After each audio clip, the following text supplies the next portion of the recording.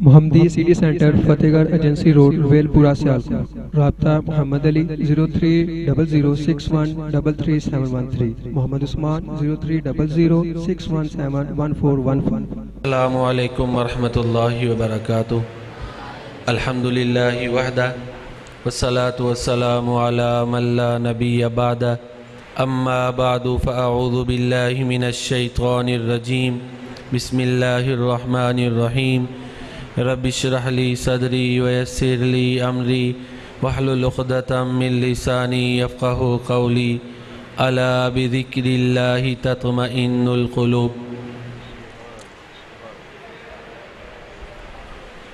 اس دور میں جہاں بہت سی مشکلات ہیں، وہاں ایک بہت بڑی مشکل بے سکونی بھی ہے۔ اطمینان نہیں، سکون نہیں، چین نہیں، اور پھر لوگ سکون اور اطمینان حاصل کرنے کے لیے کئی طریقے اپناتے ہیں، کئی طریقے اختیار کرتے ہیں۔ کچھ لوگ ہیں وہ ایسی دوائیاں کھاتے ہیں، مسکن سکون آور ادویات کھاتے ہیں۔ کچھ لوگ اپنا سکون حاصل کرنے کے لیے کوشش کرتے ہیں کہ مال زیادہ آ جائے تاکہ سکون مل جائے۔ تو یہ مختلف ذرائع ہیں۔ اصل جو بے سکونی کے ہمارے اسباب ہیں یا جو ہماری زندگیوں میں سکون نہیں ہے، اس کی بڑی وجہ ہم خود بھی ہیں۔ دین سے دوری۔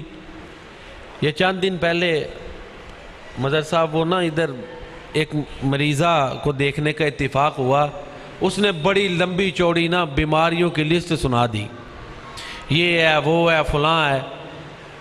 اس کے جو خامن تھے ادھر وزیر آباد میں، وہ سارے فیملی ان سے اچھے تعلقات ہیں، ادھر نماز بھی وہ پڑھتے تھے، ان کے والد صاحب ہو گئے، دادا ہو گئے، سب سے ایک پرانا تعلق تھا۔ اب اللہ تعالیٰ نے میرے ذہن میں ڈال دیا، میں نے اس سے فوراً سوال کیا، نماز پڑھتی ہیں آپ؟ کہتی ہے نہیں۔ تو وہ پاس ہی بیٹھے ہوئے تھے، اور بھائی وسیم صاحب، تو میں نے کہا باجی دو ٹوک بات یہ ہے کہ نماز 5 وقت پڑھو، صبح شام کی اذکار پڑھو، رات کو سوتے وقت اذکار پڑھو، تمہیں خود سکون مل جائے گا۔ کبھی فلاں درد ہے، پٹھے کھنچ رہے ہیں، فلاں یہ ہے، نیند نہیں آتی، چھوٹی چھوٹی بات سے ڈر جاتی ہوں، اتنی لمبی لسٹ۔ تو جب ہم نے اللہ تعالیٰ سے جو ہے وہ دوری پیدا کی ہوئی ہے، نماز پڑھتے نہیں، ذکر اذکار کرتے نہیں، اللہ کو یاد کرتے نہیں، تو پھر سکون کیسے آنا ہے؟ ہم جب مسلمان ہو گئے ہیں اللہ تعالیٰ نے ہمارے اوپر سب سے بڑا انعام کیا کہ ہم مسلمان ہیں، تو پھر ہم اللہ کے قریبی ہیں۔ جب ہم نافرمانیاں کرتے ہیں، اس سے دوری اختیار کرتے ہیں، تو پھر اس کے نتائج بھی ہمیں بھگتنے پڑتے ہیں۔ سکون حاصل کرنے کا ایک اور بہت بڑا جو ذریعہ ہے، وہ اللہ تعالیٰ کی مخلوق کے اوپر رحم کرنا ہے، صدقہ و خیرات کرنا ہے، اس سے بھی سکون حاصل ہو جاتا ہے۔ ایک شخص کے بارے میں پچھلے دنوں کسی بزرگ نے واقعہ سنایا کہ اسے دل کی بیماری لگ گئی۔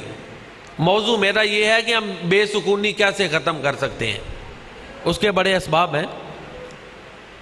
اس کو دل کی بیماری لگ گئی اور وہ بہت بڑا کاروباری آدمی تھا، اسے اپنے دل کے چیک اپ کے لیے امریکہ جانا پڑتا، وہاں سے چیک اپ کرتا، دوائیاں لے کے آتا۔ ڈاکٹروں نے اس کے بارے میں یہ کہہ دیا تھا کہ اگرچہ تمہارا علاج ہو رہا ہے، ٹریٹمنٹ ہو رہی ہے، لیکن پھر بھی یہ شفا یقینی نہیں، ہم گارنٹی نہیں دیتے کہ تمہیں آرام آ جائے گا۔ پھر بھی وہ 3 ماہ بعد جاتا۔ ایک دن وہ قصاب کی کسائی کی دکان پہ گیا، اس نے کیا دیکھا کہ ایک عورت برقع پہنا ہوا ہے اور ادھر کھڑی ہے۔ کسائی جو ہوتا ہے چھیچڑے ہم جس کو بولتے ہیں پنجابی میں، وہ پھینکتا ہے تو اس میں سے اگر کسی چھیچڑے کے ساتھ تھوڑا سا گوشت لگا ہوا ہے تو وہ اس کو اٹھا لیتی ہے۔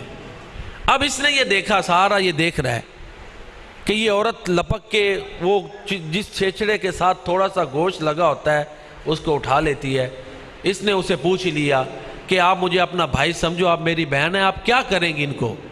پہلے تو وہ جھجکتی رہی، پھر اس کی آنکھوں میں آنسو آ گئے اور اس نے کہا جی ایک ماں کا یہاں دیکھیں نا، ماں کی ممتا بھی سامنے آتی ہے. کہتی ہے کہ ایک لمبا عرصہ ہو گیا ہمارے گھر میں گوشت نہیں پکا، بچے میرے روتے ہیں، بلکتے ہیں، ڈیمانڈ کرتے ہیں، تو کئی دنوں سے مطالبہ کر رہے تھے. تو ماں ہے نا، تو کہتی ہے یہ جو چھیچڑوں کے ساتھ گوشت لگا ہے نا، میں اس کو اتار کے صاف کر کے کوئی چلو تھوڑا شوربہ، کوئی ان کے لیے سالن تیار کر لوں گی. اللہ اکبر.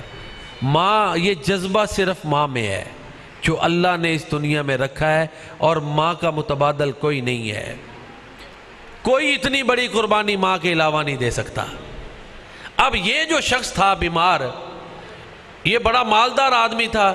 اس نے قصائی کو کہا کہ یہ بہن جب بھی گوشت لینے آئیں تم نے اس کو گوشت دے دینا ہے، اور اس کی جو گوشت کی قیمت ہوگی وہ مجھ سے وصول کرنی ہے.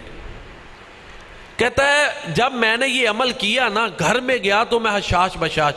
بیمار بندے کا چہرہ اترا ہوتا ہے، ٹھیک ہے نا، تو جب طبیعت ذرا کھلکھلا جائے نا تو چہرے کے اوپر رونق آتی ہے، اور گھر والوں کو بھی محسوس ہوتا ہے کہ اب اس کی طبیعت ٹھیک ہے. کہتا ہے جب میں گھر گیا نا تو بچے بیوی سب کہنے لگے آج آپ بڑے خوش ہیں. جسم بھی خود ہلکا پھلکا محسوس ہو رہا تھا. تو بہرحال کچھ وقت گزرا، جب وہ امریکہ میں چیک اپ کروانے کے لیے گیا تو بیماری کوئی نہیں تھی، آرام آ گیا. تو یہ دل کی بے چینی، دل کی بیماریاں، دل کی بے سکونی اللہ کی مخلوق پہ رحم کرنے سے بھی حاصل ہوتی ہے. تو جب لوگوں کی زندگیاں برباد کی ہوں، پھر بندہ لمبے لمبے سجدے کرے، بتائیں سکون آئے گا؟ آپ خود ہی فیصلہ، میں نہیں کچھ کہتا.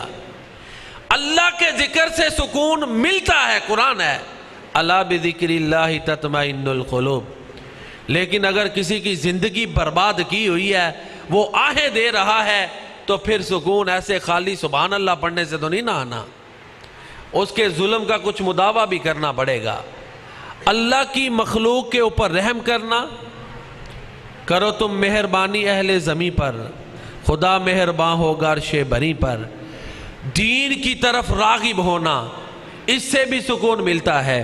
اور ایک اور بڑی بات جو میں دیکھتا ہوں عام طور پر ہمارے معاشرے میں پائی جاتی ہے، وہ یہ ہے ہم نے کوئی رشتہ کرنا ہونا تو ہم چاہتے ہیں اپنے سے بڑا سٹینڈرڈ ہو.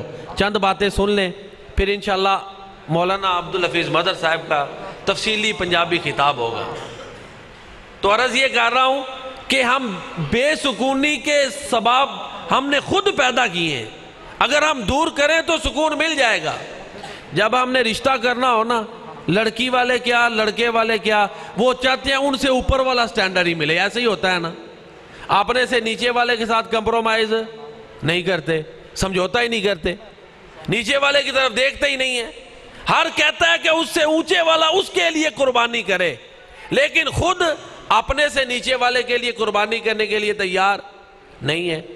پیارے نبی اکرم صلی اللہ علیہ وسلم کا فرمان ہے اپنے سے نچلے کو دیکھو، اوپر والے کو نہ دیکھو. تو جب ہم اپنے سے اوپر والے کو دیکھتے ہیں، شادی کی کوئی رسم ہوتی ہے، دیکھتے ہیں فلاں نے فلاں میرج ہال میں انتظام کیا، میں نے تو اس سے بڑے میں کرنا ہے. بے چینی تو خود پیدا ہو گئی کہ نہیں ہو گئی؟ سبب تو ہم نے خود بنا لیے. اگر ہم چھوٹے سے مکان میں رہتے ہیں، بھائی نے بڑا مکان بنا لیا ہے، تو ہم کہیں گے ہم نے اس سے بڑا مکان بنانا ہے. بے چینی تو ہم نے خود پیدا کر لی. تو جب ہم اپنے سے بڑے کو دیکھیں گے، مالدار زیادہ مالدار کو دیکھیں گے، اپنی خواہشات کو بڑھا دیں گے، تو پھر سکون نہیں ملے گا. سکون اسی وقت ملے گا جب ہم اپنی خواہشات کو کنٹرول کر لیں گے، اپنے سے نچلے کو دیکھیں گے، اپنی رسموں کو کم کریں گے، یہ اپنی میں اور اپنی پہچان اس کو کم کریں گے، پھر ہمیں سکون حاصل ہوگا. اسی طرح اللہ تعالیٰ کی تقسیم ہے.